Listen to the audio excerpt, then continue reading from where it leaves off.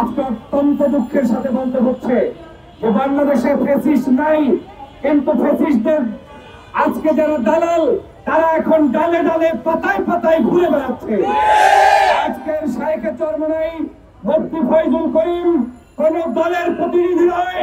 বরিশালবাসীর দাবি হচ্ছে দল মত জাতি ধর্ম বর্ণ নির্বিশেষে সকলের প্রার্থী হিসেবে মেয়র হিসেবে তার নাম ঘোষণা করতে হবে।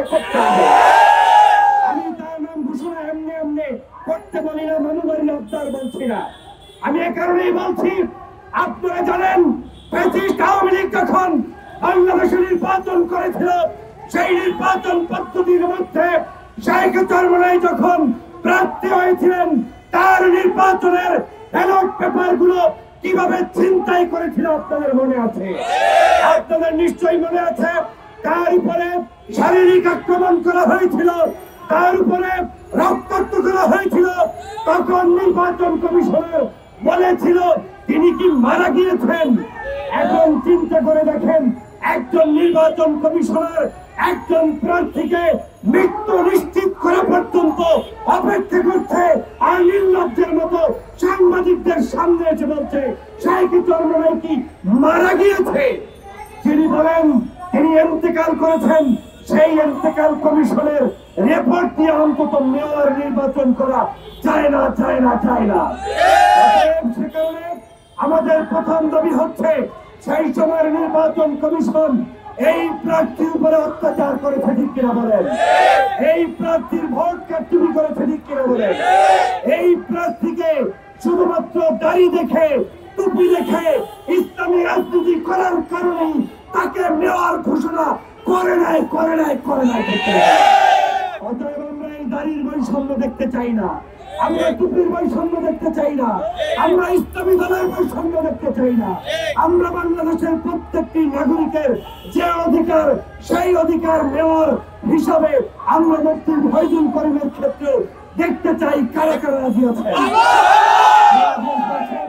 আপনাদেরকে একটা উদ্যোক্ত আহ্বান জানাতে চাই। দ্বিতীয় কারণ, আমি যে কারণে বলছি তাকে মেয়র বানাতে হবে। আপনাদের নিশ্চয়ই মনে আছে, চট্টগ্রামের মেয়র ডাক্তার শাহজাদ সাহেবকে মেয়র ঘোষণা করা হয়েছে কি হয় নাই? ঢাকাতে আমাদের সাদেক হোসেন সাহেবের সন্তানকে ইশরাককে নতুন করে মেয়র ঘোষণার জন্য ঘোষণা করা হয়েছে কি হয় নাই?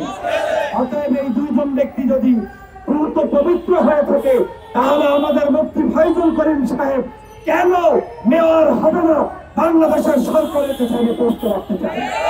আমাদের এই দেশে জুলাই বিপ্লব যারা অর্জন করেছে, নেতৃত্ব দিয়েছে, তার মধ্যে ব্যানার নিয়ে সমাবেশ করে মিছিল করে প্রকাশ্যে যারা নেতৃত্ব দিয়েছে, তার মধ্যেই চরমনাই শাইখে চরমনাই মুফতি ফয়জুল করিম সাহেব, ঠিক কিনা বলেন?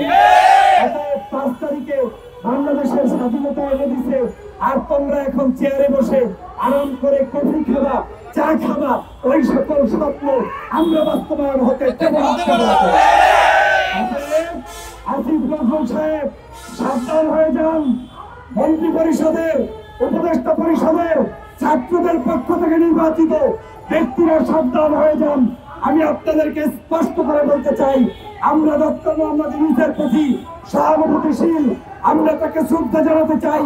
এর মানে এই নয় যে ইউনূস সাহেবের পাশে যেই সকল দালালরা ঘুরঘুর করছেন, শাইখে চরমনাইয়ের উপরে অপমান করছেন, নির্যাতন করছেন, বৈষম্য করছেন, তাদের ব্যাপারে আমরা চুপ থাকবো না।